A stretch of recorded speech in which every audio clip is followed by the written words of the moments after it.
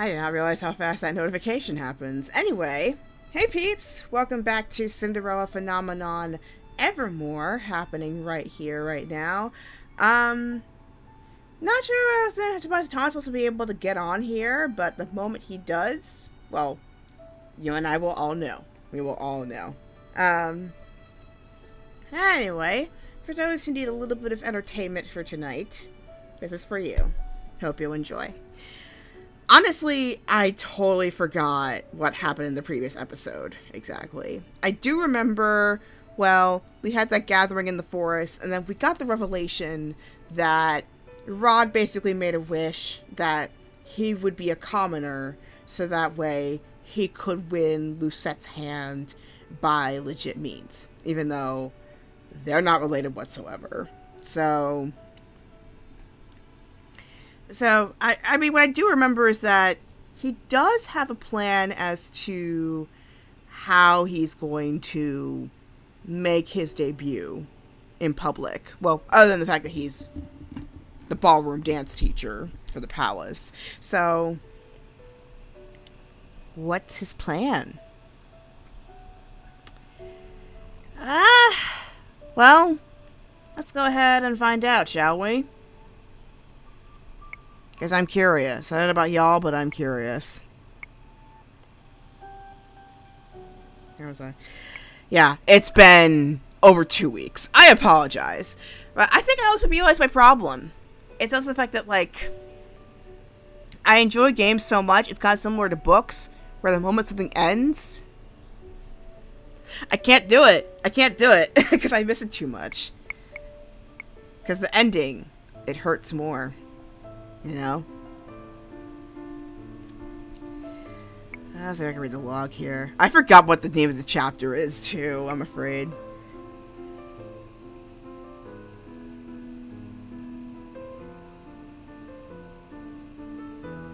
But that was a beautiful reunion.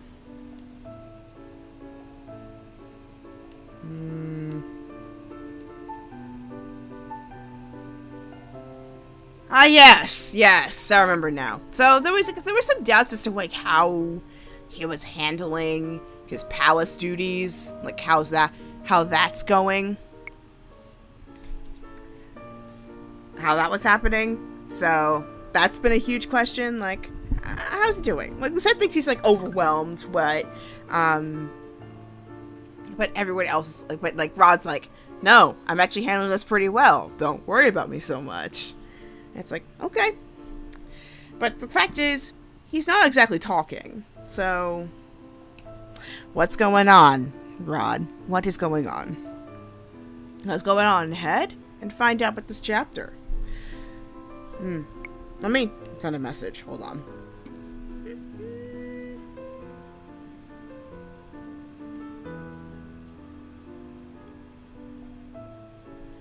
Alright.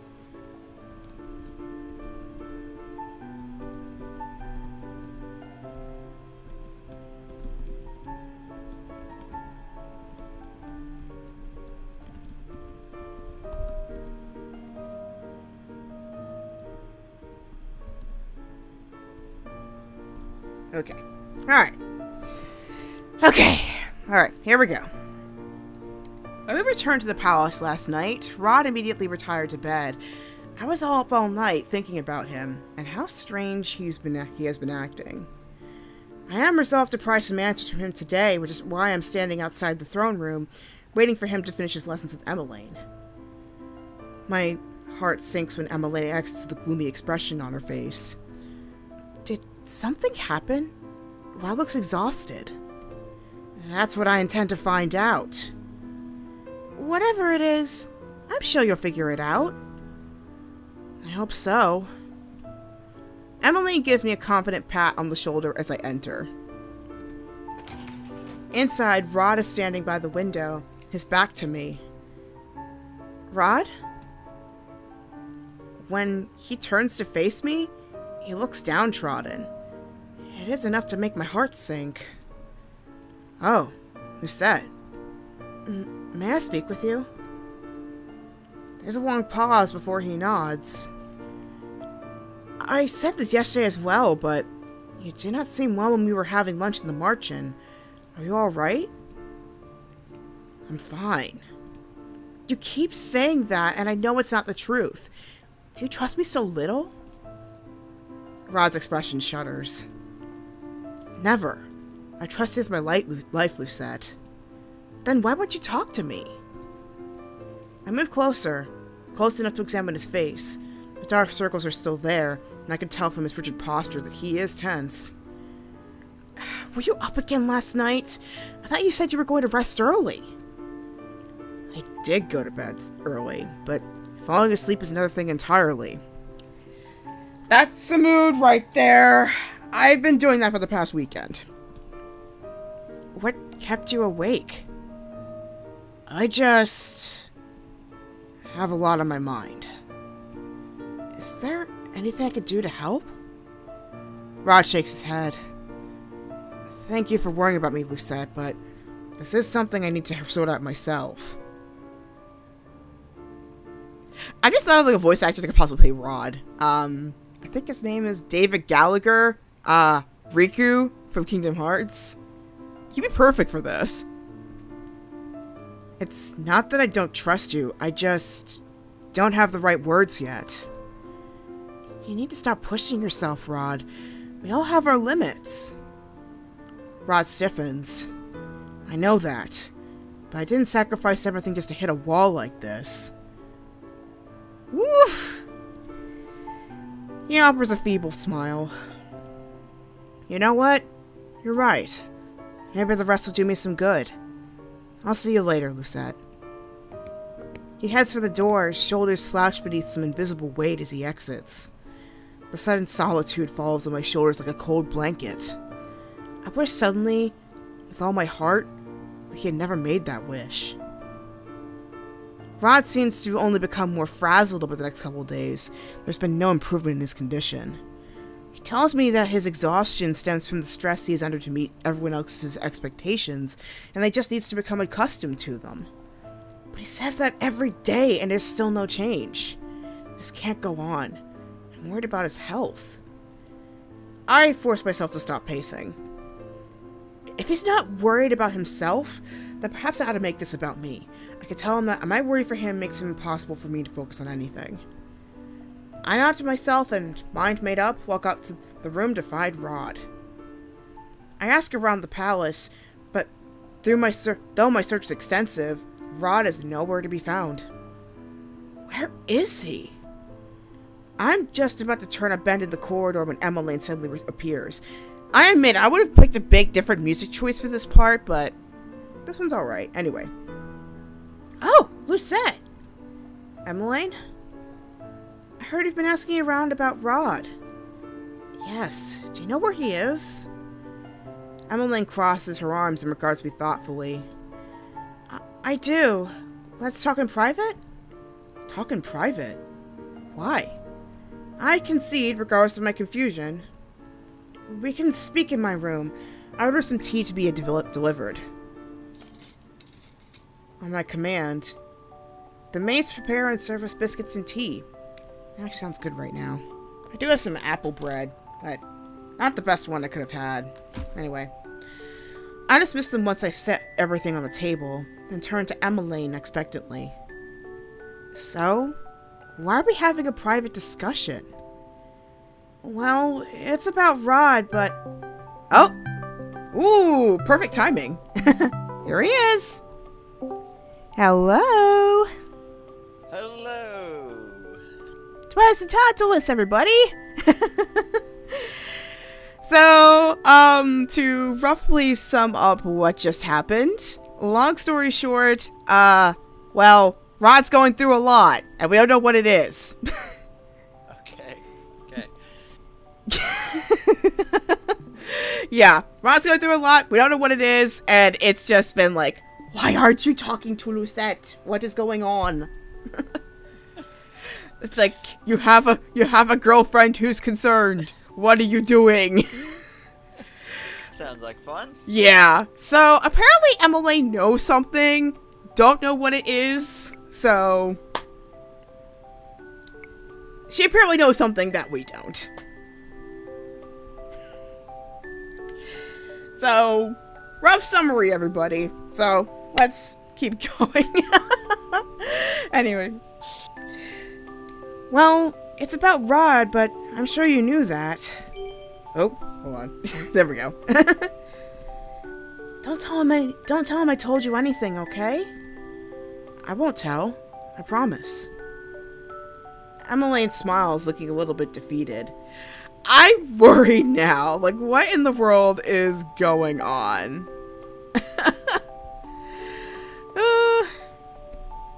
He's in the forest today, and he'll be there until sunset.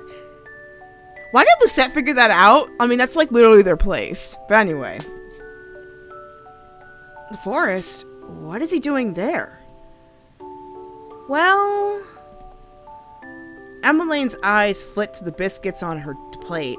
She fidgets, looking uncertain. Hold on. It's okay. You do not have to tell me. I'll find out myself. Sorry. Do you at least have some idea of why he's acting so strange? Proposal? I think it's proposal. What about you?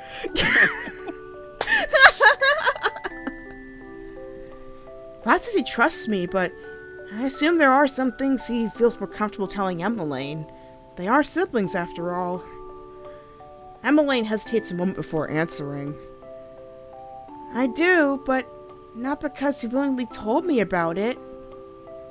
Emmeline sips absently at her tea. You know how Rod is. He can be so secretive when it comes to his own matters. That is a severe understatement. I'm sorry for not saying anything. I don't want to put myself between the two of you. I know this is a personal matter. So, why are you telling me where I could find Rod now? I've seen his exhaustion, same as you, and I'm worried about him. He won't listen to me, so I'm hoping he'll listen to you. Does Ophelia know? Yes and no. Mother knows he's stressed, but I doubt she knows how much he's been pushing himself. I sigh as I set down my cup. Thank you for telling me this, Emmeline. Emmeline smiles. Good luck, Lucette. After Emmeline excuses herself, I head out to search for Rod in the forest. Oh! Oh my god, that's right! He said he wasn't good at self-defense! Oh my god! Oh! Of course! Of course he... Because of course he would. Of course he would do that. Why am I surprised?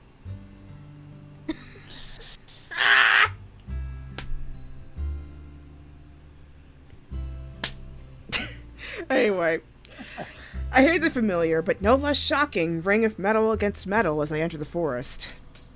It is the sound of a battle. Sparring knights, perhaps? But why would they be practicing in the forest? Well, considering how many practices we've had in the forest so far, we could take a wild guess as to what it is. There are knights surrounding the perimeter of this forest, so I know that whoever is fighting has permission and reason to be here, but I can't imagine what it is. I quietly weave my way through the trees, only stopping when I spot two men sparring at a distance. Quickly, I duck behind a tree as I stared wide-eyed at the sight before me. Okay. Is it Rod and the King? I was actually thinking Rod and Karma, because Karma's considered the best sword fighter in Brigantia. But let's see who it is.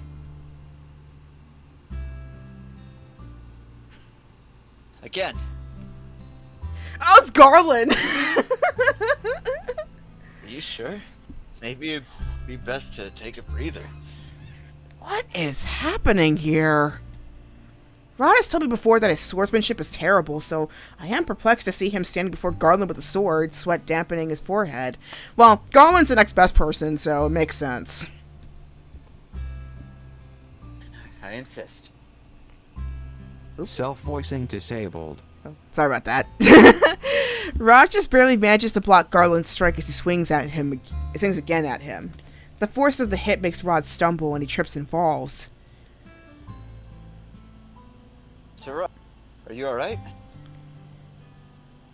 I'm fine. Rod grasps Garland's hand and gets back to his feet with a groan.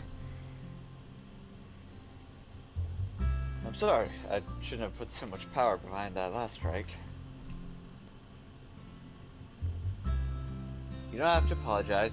I was the one who didn't react the right way. Rod wipes his forehead with the back of his hand. Let's do it again. One more time. Oh, don't get hurt though. You're still a ballroom instructor.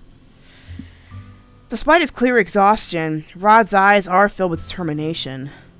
These look like lessons, but why did he not tell me about them? Why is he taking them in the first place? Most importantly, this is what I'm wondering too. Why must all this remain a secret? And yet, here he is, keeping this a secret from me. I mean, that goes back to the first question. It's like, why didn't he tell me? Why didn't he tell me?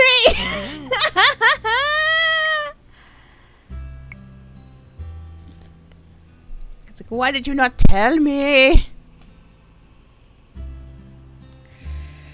I think he should be confronted on it. Yeah, And he should take a break from his practice. Oh. Oh wow. We got a confrontation, my friends. Oh.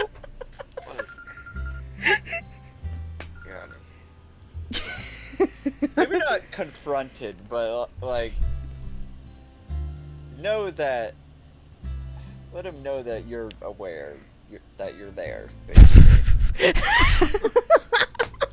I almost thought of, and I was thinking the opposite. I was thinking of leaving, but yeah. I mean, let's have some late night drama. Why not? I did say it right. Yes, I did. Okay, here we go. Interrupting the fight in 3, 2, 1. I step out of my hiding spot and slowly walk toward the dueling pair. So this is where you've been. Rod jumps. Garland immediately falls to one knee, looking flustered. Your Highness. Hello, Garland. I'd like to talk with Rod alone. Garland rises to his feet and nods. Of course, Your Highness. Once Garland is gone, I turn to look at Rod expectantly. What's happening here? How did you find me? Answer my question. Em told you where I was, didn't she? It doesn't matter how I found out. Answer the question, Rod. Why do you continue to keep me in the dark? I want to help you. Rod shakes his head. I know. You want to help me and I don't want you to worry, but Lucette, this is something I can't accept your help with. Rod. Please. I know I'm worrying you, which is why I keep telling you not to worry about me. I'm not keeping secrets that will hurt you, I promise. In the long run, this will be better for the both of us. I would find that more convincing coming from someone who does not look like he's running himself dry. Rod sighs.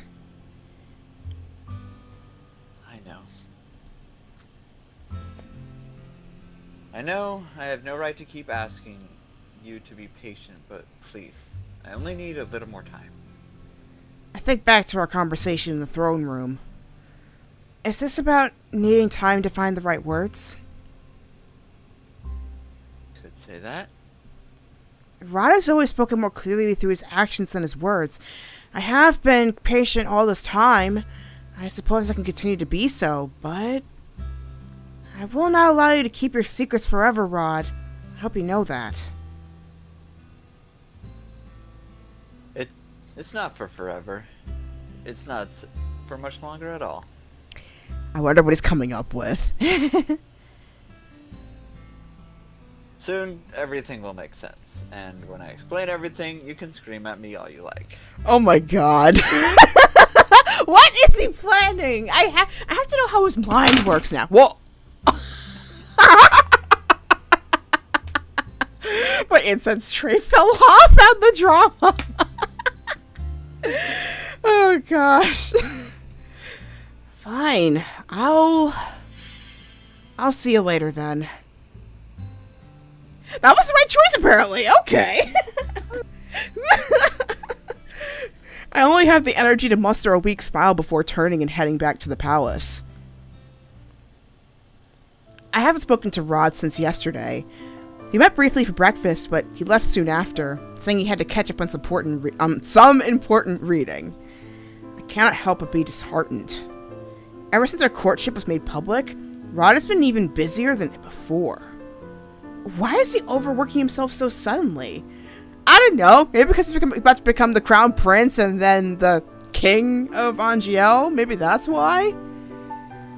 I chose to trust him, and yet I am still anxious.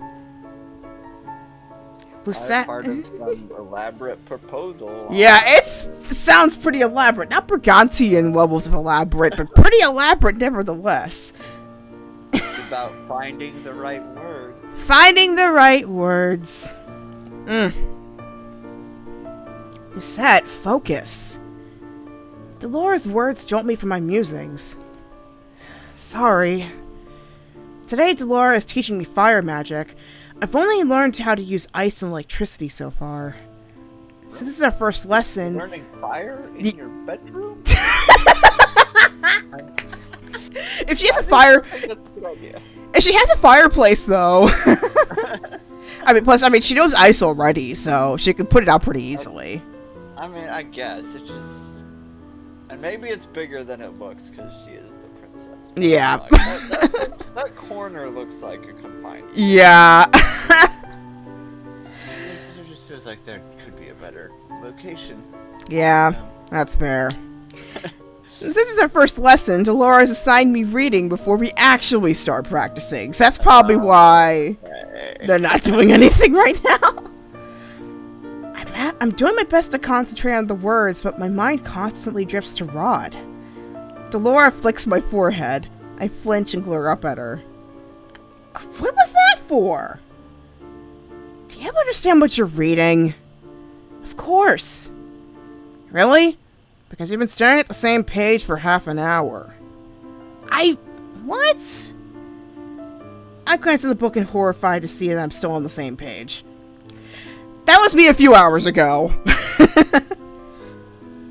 Let me guess. You have a certain grumpy boy on your mind? I've been thinking about Sinna. Hey! No ice in the classroom. I pull back from the table when I realize there's frost creeping up the edges. I close my eyes and take a few deep breaths to calm myself. When I open them again, the frost is gone. That bad, huh? He's keeping secrets. Sounds like a pride thing. Pride? Dolores grins. Rod has always been prideful, hasn't he? She sighs. Men, they can be so difficult. It sounds as if you speak from experience. Believe it or not, I did have a husband once. Her expression dampens. And a daughter. You... did? Years ago. My husband was a human. He died many years ago. My little Loria. She shakes her head. Her voice is whisper thin when she continues. Let's just say that both of them are in a better place now. I never knew Dolores had a family. Dolores? I'm so sorry. Unexpectedly, Dolores flicks my forehead again. Now what did I do? I'd rather see you annoyed than sad. That one color doesn't suit you, princess. Anyway, enough about me. We're talking about your relationship. This feels like a lot about about me and my girlfriends. She crosses her arms. Personally, I don't think it's worth worrying yourself over this. If Rod is so stubborn, let him stress himself out. But I worry about him pushing himself to the brink. Dolores snorts. Take it from me. There's only so much stress a body can handle before it shuts down. If Rod needs the rest, he'll have no choice but to succumb to his exhaustion. That sounds awfully ominous. Dolores shrugs. You fall asleep during your lessons plenty of times because you've overworked yourself. Oh! Delora! That was a roast. Oh gosh. I swear, you two really are the same. Delora grins. Anyway, all relationships have their obstacles. We'll get past this. I turn back to my book with a groan. Though I try my best to resume studying, it is useless. My thoughts are much too scattered. And now I've got Coldplay's Fix You on in my head. It's too perfect for this. I've been listening to a lot of Coldplay recently, so there's that. In the end, Delora leaves early, telling me she will return when I'm in a better headspace. Delora's words calm my nerves some, but my agitation still builds throughout the night. Also, there's another thing that she's totally forgetting. She's the Tenebrarum bearer. Of course she's gonna be agitated all the time. For the freaking time. Yep. I glance at the I glance at the faint sparks on my fingertips. I have to close my eyes and breathe to get them to disappear. An idea crosses my mind as I'm concentrating. Delora helped dispel some of my worries, if only temporarily. Perhaps it would help to speak to someone about this. Someone who knows Rod better than me. Dang! What am I gonna do?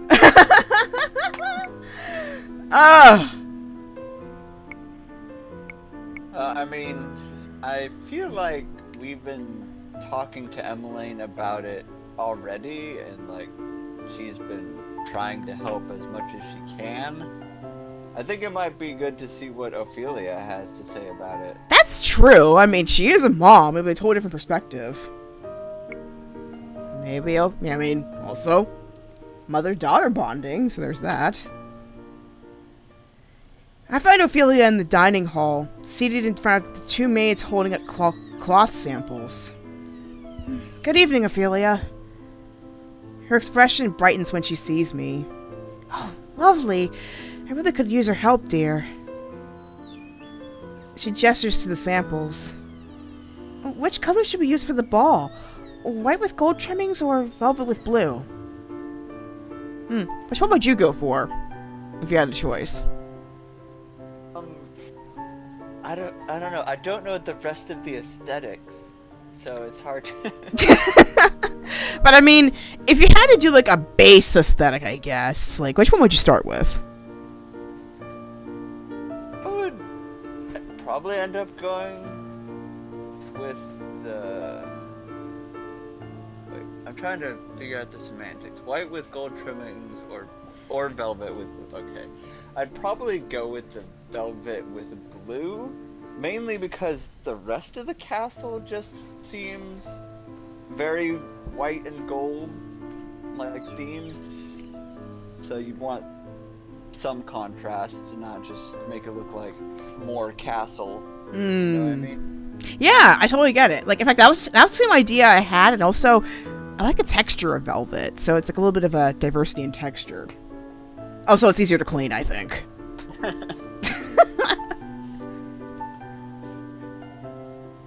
My eyes immediately settle on the white. The material is brighter and more eye-catching. Well, there's one argument for the white with the gold. Okay, well, here's a decision we don't actually have to make. Yeah, that's what we don't have to make. White. White with gold trimmings it is. The maids bow before leaving the room. Now that that's done with, I need to make sure there are enough lilies for the festivities. Right, I keep forgetting that the ball's in 2 weeks. Ophelia looks up. I'm assuming you did not come here to help me plan. What can I do for you, Lucette? She gestures to the chair in front of her, and I sit with a sigh. It's about Rod. Let me guess. Secrets? I blink. So you know. I'm his mother. I always know. Do you know he's actually opened up in recent years? He used to be much quieter. It's at times like this that I recall the kind of person he was when he was cursed. Even then he was keeping secrets. Dangerous secrets. From me. He's always talked down his own discomfort to put those he loves first. Ophelia laughs. I know it still seems like he's a closed book, but this is the way he's been for a long time. He's always been fiercely independent, and so determined that he'll take on his burdens without thought with how his well-being will impact others. You'll have to read in between the lines with him to figure out how he's feeling. Maybe I need more practice in reading him then, because right now, I'm frustrated that I cannot get him to open up to me. Ophelia grasps my hand and gives it a gentle squeeze. Rod never keeps secrets that would harm those he loves. But he has no qualms about keeping secrets that harm him. Besides, he promised to keep secrets anymore. Ophelia shakes her head. Perhaps he thinks he's keeping his promise. Maybe he feels that this secret is different from the rest. I understand your frustration, Lucette, but I believe if anyone can convince him to speak about things, it's you. I've tried multiple times. I think you underestimate yourself. The old Rod would have never told anyone about his wish, but he told you because he wants you, wants all of us to trust him. Have you tried telling him how this is making you feel? We all know Rod can be self-absorbed when he's trying to do the right thing. I've told him I'm worried about him. But what about you? How do you feel? I pause. Back when I was searching for Rod, I resolved to frame this issue around me rather than him, but I had not thought about my feelings, only my concern for him. Relationships are give and take, Lucette. Thinking about how this impacts you isn't selfish. It's a necessary conversation. It's as if she reads the thoughts right from my mind. Then, I'll try again. Thank you, Ophelia. Of course. You know I'm always here for you, Lucette. Everything will be resolved soon. You'll see. I hope so. Does she know something we don't? I think she knows something, but she's not saying it. I don't think she's saying it. Oh my goodness. But don't worry. Everything will be better soon. everything will be better soon. I just have that feeling. Yeah, I think she knows something.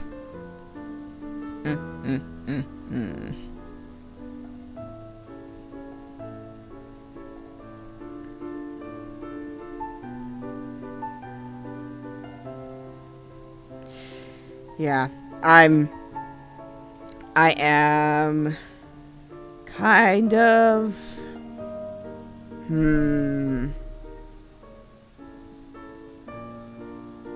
I've got questions.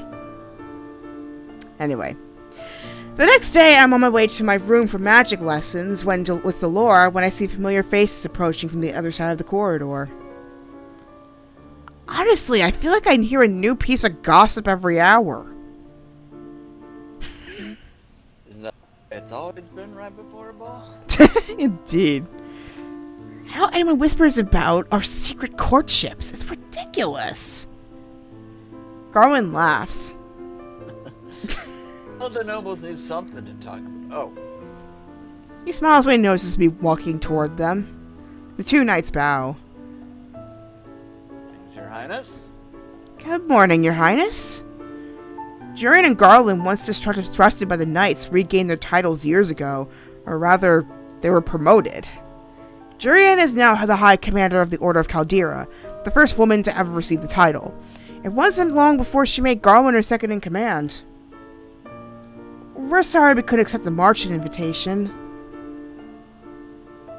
We were really looking forward to it, but that day just so happened to be the first day of training for the new recruits. Oof, scheduling conflicts. Hate to see them. Jurian was annoyed, and He smiles. Well, suffice it to say that she made the new recruits work extra hard. Oh my gosh. Oh man.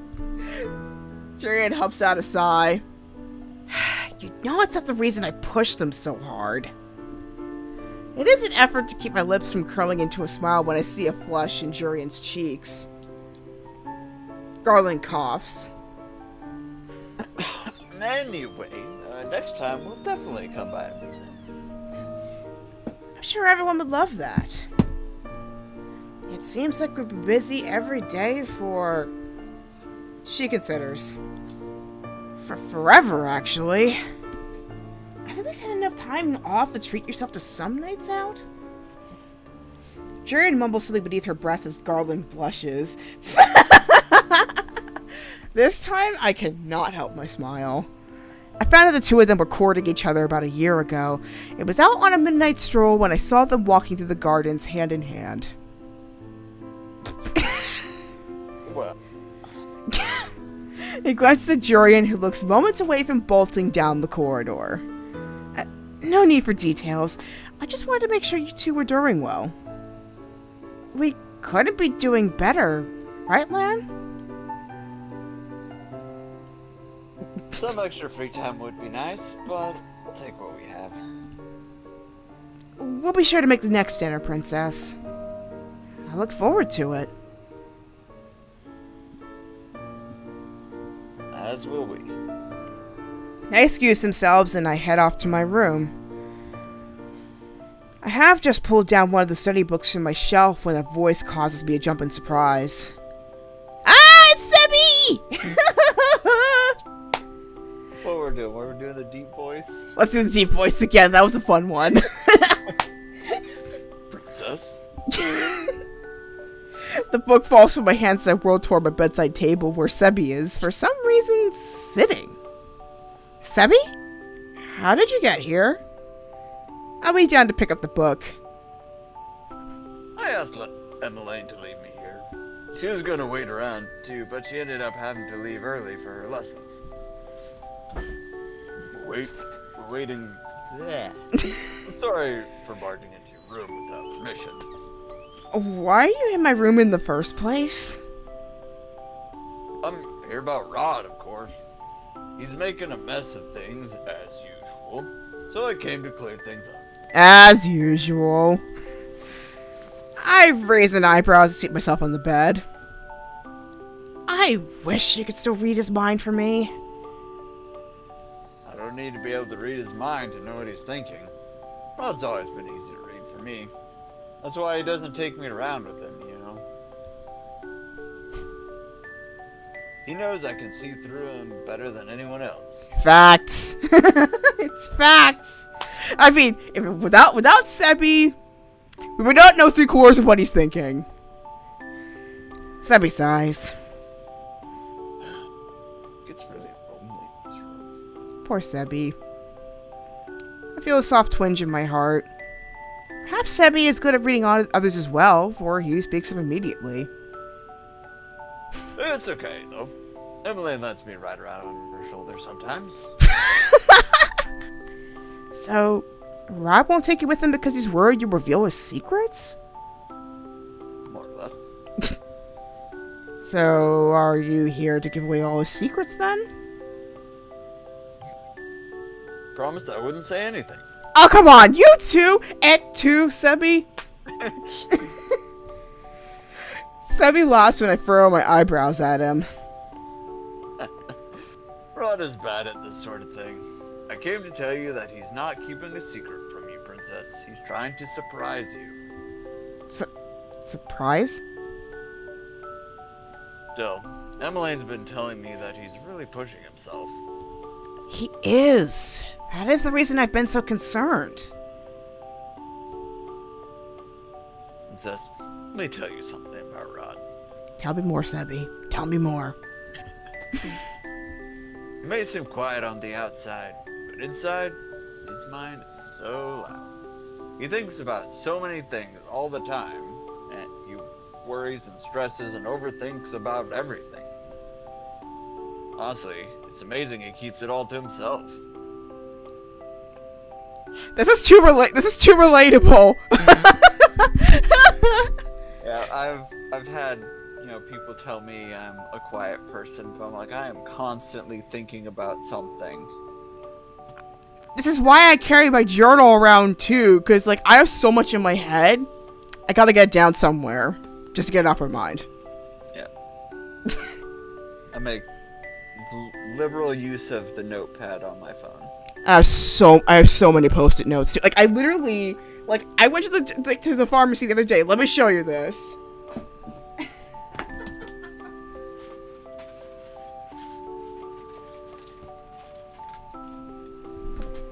I use post-it notes all the time, and the craziest thing, in the pharmacy, there is literally a binder for post-it notes.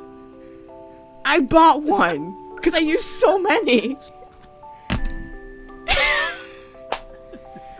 I have a post-it notes fiend.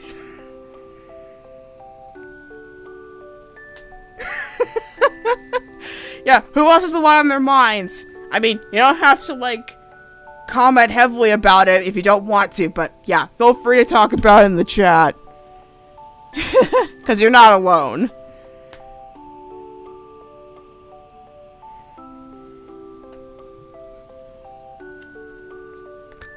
I am notorious for writing things down.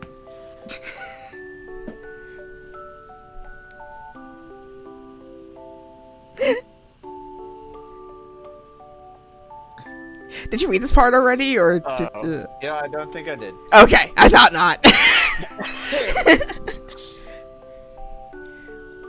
Back when I could read his mind, I didn't just read his thoughts, though.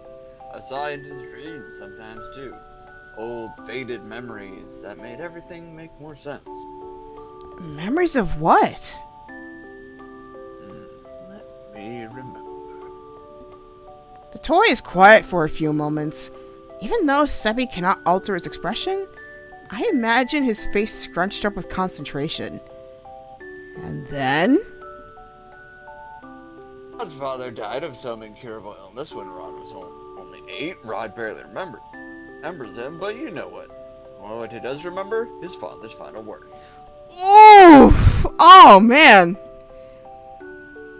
Take care of your mother and sister for me. Takes that promise seriously.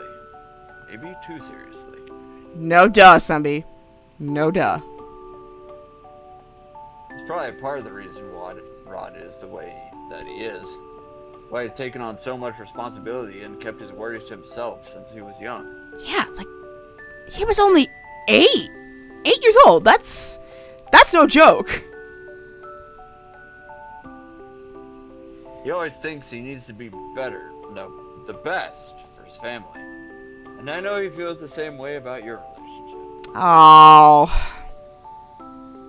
Poor Rod. But he doesn't need to be that way for me. How would he love him the way he is?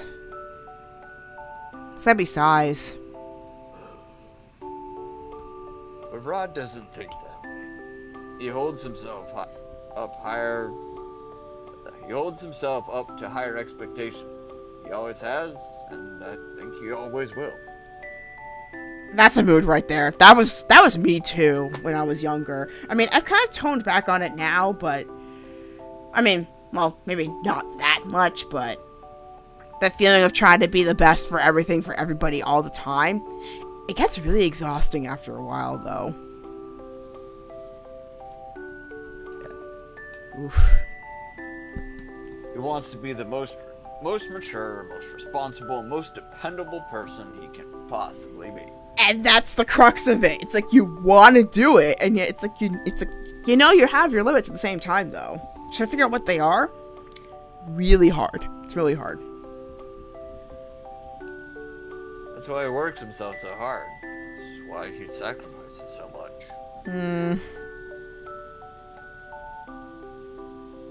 I would tell you more, but Rod will kill me if he finds out I'm in your room.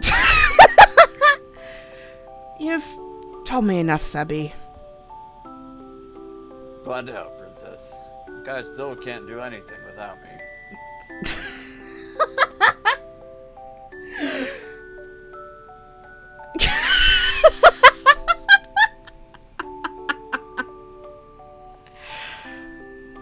Never change, game. Never change. He really is troublesome, isn't he? Agree. Sebby sighs. Anyway, I should be getting back to Rod's room before he returns. Hopefully, Emmeline will be back soon, too. Oh, that must be her.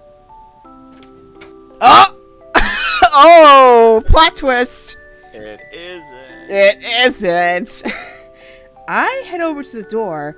I expect to see Emmeline on the other side, and I'm surprised when I see Rod instead.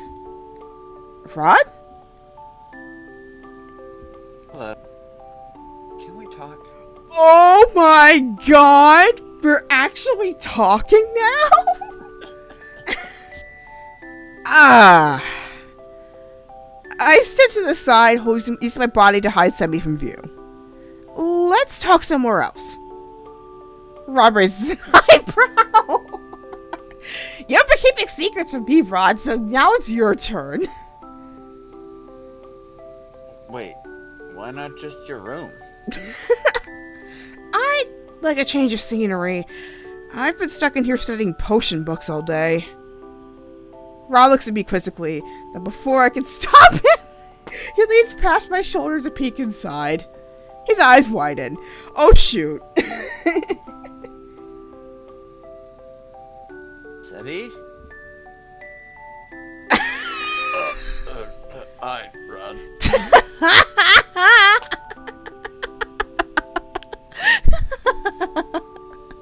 Again, why isn't Sebby an actual plushie? Oh my gosh.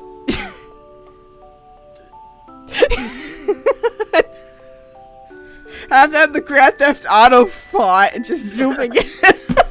Busted. Sebby was... There's only one reason he'd be here. Emmeline! I was just trying to fix your mistakes. Dang! You had to come out and say it. Again. Act 2, Sebby. Rod sighs deeply. I know. Who knew this much drama could come out over a plushie? Rod grasps my hand and pulls me away from the door. Let's go. Wait, where are we? I'd rather talk to you without a certain nosy plushie in the picture. Oof! Roasted! And not in a Velveteen Rabbit kind of way. Rod leads me to the throne room, which is empty at this time of day. He closes the doors behind him, then turns to me with a sigh. So, how much did Sebby tell you? Why did this turn to the Spanish Inquisition all of a sudden? Enough, I think. Lucette, I'm sorry. Before I can react, Rod wraps his arms around me from behind. I am shocked when he rests his chin on my shoulder. Shocked and then relieved. It is so nice to feel his touch again. I've missed it so much. I missed you, Rod. It's you too. I shiver at Rod's warm breath against my ear. I spoke to the king today. What did he do? With father? Yes. I asked him for advice. And? How appropriate that I went to Ophelia with the same request today. My mother? What did she say? that I needed to be clearer about my feelings. The king said something similar. He told me I should be more honest, that there was no point in secrecy if it led to mistrust. I've been so accustomed to keeping secrets for so long that I think I've forgotten how to tell the truth right away. Secrets are comfortable. Well, keeping a secret makes me feel safe. There are less expectations, less disappointment if you keep things from people. Oof. All I want is to make you proud of me. Oh my gosh. Everything I've done to make your life better. To make our life better. These things I'm keeping from you. I promise I've never kept them from you because I don't trust you. I just don't want you to worry about me. That's impossible, Rod. I'm realizing that now. The way I've been acting is selfish. The king made me see that. I step out of Rod's embrace so I can cup his cheek. Not selfish so much as selfless, I think. All you ever think about is how to make things easier for me. You have to think about taking care of yourself, too. You told me countless times I don't need to prove myself to be worthy of you, but... But you're not proud of yourself. All this time he was so simple. I kept telling Rod he was good enough, but that means nothing if Rod does not believe it himself. Rod looks at me surprised. Then he smiles. A sad smile. You're right. But it's not just about that. I've always wanted to be the best I could for you because you're you. He gestures at me. You're going to be the Queen of Angiel. You're the Tenenbaum bearer. You worked so hard to be where you are. It's only fair I match your efforts. Oh my god. I made myself a prince to be worthy of it. Viorica, but it doesn't matter. Because that was never who I was meant to be. Oh my god! So he basically just did a flip-flop. He became a prince for a commoner, but when that wasn't reciprocated, he moved on with Lucette. But then he did the opposite thing. He became a commoner to be worthy of Lucette. Like, oh my god, Rod. What the heck? Y'all need therapy! I think that's just the basis of this game. Everyone needs therapy. Everybody needs therapy. But this... He grasped my hand. I wanted to build this reputation for myself. This time, I wanted magic to give me a clean slate, not an advantage. And the secrets? I really did want to surprise you. I don't mind running myself dry, improving. Especially in the short run. This is nothing, Lucette. Easy for you to say. I wonder if this is the surprise Sabi was referring to, or if there's more to this than secret sword practices. Rod groans. In the end, the way I handled this was very childish. I acknowledge that. I think that's the most mature thing you said all night. Gotcha! Rod flushes, but before I can say anything, I rise to the tips of my toes to plant a kiss on his cheek. I'm sorry, too. Wish you could have had this conversation earlier. But Rod, I hope you know that I am proud of you. You're the hardest working person I've ever met. I did not fall in love with you for your accomplishments. I fell in love with you because of who you are. Rod lets out a deep breath. He suddenly looks relaxed, at peace. I wrap my arms around him and lean into his chest. Let's try this again. No more secrets? Rod presses a kiss to my forehead. No more secrets. Ah, there we go!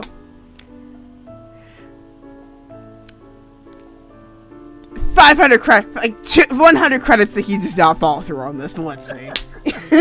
In the next chapter. Anyway, he pauses. But surprise. That's an entirely different thing altogether.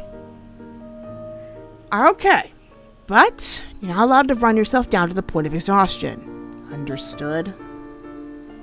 Rod laughs against my hair. Fair enough. He takes my chin up, and the two of us share another kiss in the quiet of the throne room.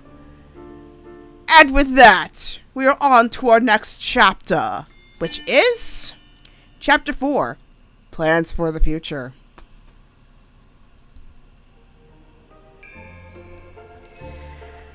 Oh, man.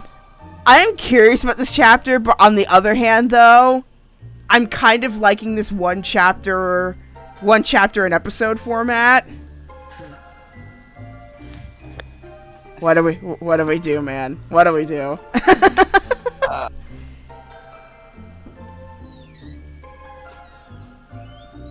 It is a little bit later, and I think doing like one chapter an episode gives a good structure. You know, not only do we know what we can expect, but anyone watching, you can also know what to expect. Exactly. Well, you heard it first, my friends. Yeah, it's like watching any TV show. You're like, I want to find out what happened, but I have to go to bed. Yeah. I mean, the one nice thing is that at least it's not one of those really uncomfortable, whatchamacallit? Cliffhangers. That's what it is.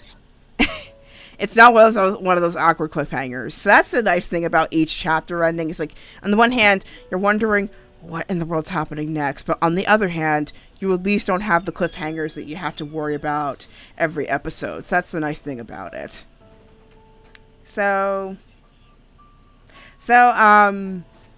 Yeah, so next Saturday we're going to go with another chapter. I think we've got like 2 more left, so pretty soon we're going to be done with the good end, and then we're going to go for the best end of each character. I think starting with Rod and going forwards, like the proper order it's supposed to be from what I can tell anyway. So chapter 4 is going to be coming out next Saturday. But in the meantime, we're going to have Barony on Monday. Are we still having Barony on Monday? Yeah. Okay. I believe so. Awesome. So Barony on Monday, and then we're going to interrupt some regular scheduled programming with the full moon ritual in Pisces. I have a little bit something creative going on with that one, so look forward to that. Then I've been putting off doing the Parasite Eve 2 finale for a while, so I mean, it's partially that feeling of like, you know how when you finish a book and you know it's basically there's a little bit of that melancholy or that sadness, like knowing that like you're out of the world and you're not going to experience that first time ever again. It's kind of like that. But on the other end, though, I have to remember myself that this playthrough was not the good ending, apparently. So I have that to look forward to at least. And then, of course, I got the 3rd birthday coming up as well. So there's a lot to look forward to in the Parasite Eve series. It's not the end. But then after I finish Parasite Eve 2, I'm probably going to alternate between Dandara, Trials of Fear Edition, and the Oregon Trail. I've been promising those 2 games for a while, but I think I'm going to finally do those. And then, of course, I mentioned my card readings. It's by commission only. I have to edit those to reflect that. So please DM me before making an order, because to be sure that I can do the terms of it. Otherwise, just don't order spontaneously. Give you a little more time to do it. And, of course, support the Red Lake Treaty Camp, Stop Line 3. Make sure our drinking water and our freshwater lakes are protected. For more information on that, please check out facebook.com/Red Lake Treaty Camp, as well as any other indigenous nations or any other indigenous movements that may be helping towards that cause. So here's all my social media in case you are curious. TikTok, I update that pretty frequently. I have one coming up about my first powwow experience, so keep an eye out for that video. I also have a second YouTube channel called Theological Otaku, which I am planning on putting some videos up on that pretty soon, so look forward to that. And if you want some notifications for my streams coming up, please feel free to subscribe to my Twitch and my YouTube. I simulcast on both channels, as well as my Twitter at DJMK4Life, or my Discord, which the link is in my YouTube description. I also have a blog, mahokunoichi.blogspot.com, which I have not updated in a while. I seriously should, as well as a Fiverr page I mentioned earlier. So, yeah, check out all those things and so much more. And also, please feel free to watch all the previous chapters, because there are some fun stuff in this game, let me tell you. And if you have any recs, of course, for any other visual novels that I should seriously try out, feel free to mention it. Speaking of visual novels, I'm also doing another playthrough like this called Stories of Mara, though chapter 2 of that hasn't come out yet, but keep an eye out when it does. So, anyway, thank you so much for joining me today. Hope you all have a restful weekend. Make sure you drink plenty of water, especially with these last few days of the summer. And, of course, may your heart be your guiding key. Till next time, I'll see you later. Bye, everybody!